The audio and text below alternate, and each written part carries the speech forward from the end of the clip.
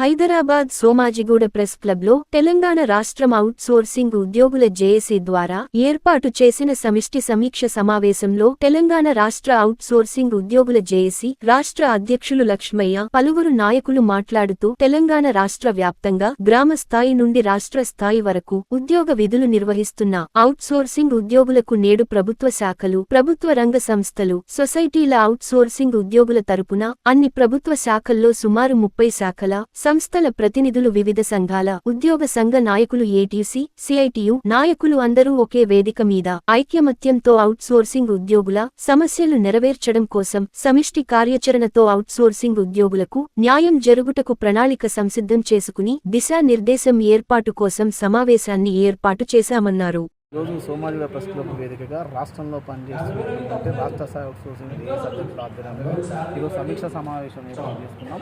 ఈరోజు కారణం ఏంటంటే ఇప్పటి వరకు ఈ రాష్ట్రంలో మాకు ఇంకా ఎటువంటి న్యాయం జరగలేదు. మేము గత సంవత్సరం నుంచి ఏజెన్సీ విధానాన్ని రద్దు చేయాలి, సమాన పనికి సమాన వేతనం చేయాలని చెప్పి రకరకాల ప్రోగ్రామ్ చేసినా స్పందించలేదు.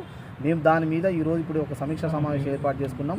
అతి తొందరలోనే ఒక నెల 2 నెలల లోపునే పూర్తి స్థాయిలో కమిటీ వేసేసుకొని మా యొక్క కార్యాచరణ పూర్తి స్థాయిలో ప్రకటించి ఎట్టి పరిస్థితులైనా ఈ రాష్ట్రం నుంచి ఏజెన్సీ విధానాన్ని తరిమి కొట్టాలనే ముఖ్య ఉద్దేశంతోనే ఈరోజు రాష్ట్రంలో పనిచేసిన అందరు నాయకులు 30-40 సంఘాల నాయకులందరితో కూడా ఈ మీటింగ్ ఏర్పాటు చేయడం జరిగింది.